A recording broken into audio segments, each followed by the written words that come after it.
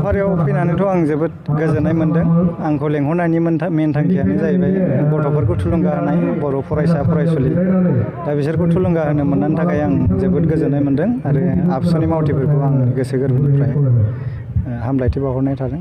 नोंथाङा APSC आनजाद उथ्रिसारनायनि आन्दोआव मा दं ना माबायदि प्रिपेरेसन खालामदों नोंथाङा? APSC प्रिपेरेसन खालायनायाथ' आंना बिराद माने गोबावनिफ्रायनो सोलिबाय थादों। सिभिल सार्भिस एबा आं UPSCनि प्रिपेयार खालामबाय थादोंमोन। बे समनिफ्रायनो आं APSCखौबो खालामलांबाय थादोंमोन, एग्जाम होबाय थादोंमोन आरो 6 इयार्स आंनि APSCनि स्ट्रागोल आरो बेनि सिभिल सार्भिस स्ट्रागोल। बेनि उनाव दिनै आं साक्सेस जादों, बेनि थाखाय आं जोबोद गोजोननाय मोनदों। इयुन स्टुडेन्टफोरखौ नोंथाङा मा फोरमायनो नागिरदों?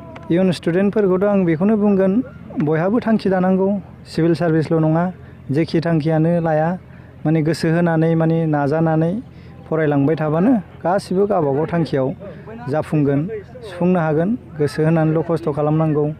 लाइफआव माने खस्थ' खालामबासो माबा मोनसे नङा मोनसे जाखायो।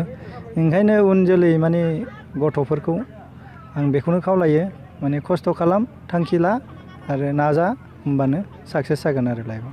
आथिखालाव नैबे बिजोंखौ लानानै, बर' बिजोंखौ लानानै माखासे सुबुंफोरा बुङो जे बे बर' बिजोङाव फरायब्ला माखासे फरायनायाव जेनेबा नैबे APSC UPSCआव क्लियार जाया होननानै बुङो। बेनि सायाव नोंथाङा माबाफोर फोरमायगोन?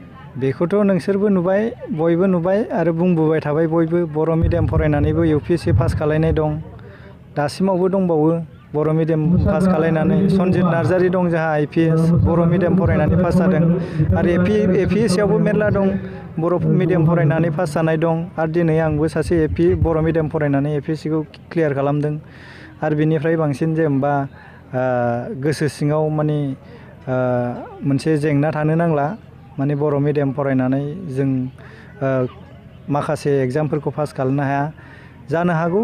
माने खस्थ' खालामनाया बांसिन थागोन जोंना। बर' मिडियाम फरायबा एसे खस्थ' खालामफिननांगौ, मानो होनोब्ला जों गुबुन लेंगुवेजखौ माने नाजावहैनांगौ जायो गोजौ लेभेलाव। बेनि थाखाय बांसिन खस्थ' खालामनांगोन। दा खस्थ' खालामबा जायैनि जेबो खोथायानो गैया आरो बाव बर' मिडियाम बा एसामिस मिडियाम बा इंलिस मिडियाम जेबो खोथा फैया। बे मिडियामा जास्ट लेंगुवेजसो, रोंनाया नोंनि टेलेन्टसो, नोंनि मेलेमासो आसल। नों बर' मिडियाम फरायनानैबो नोंहा टेलेन्ट दं, नोंनि ब्रेनासो आसल। नोंहा ब्रेन दंबा, नों इउस खालायनो रोंदोंबा मेलेमखौ, बेसो मेन खोथा। बाव लेंगुवेजआ एथ' माने जेंना लाबोआ आरो लाबोयो एसे, खिन्थु जेंना लाबोआ एथ'रा गिदिर फेक्टर नङा आरो बेखौ अभारकाम खालायनायाव जोंनि बर' मिडियाम स्टुडेन्टनि थाखाय एथ' गोब्राब नङा आरो।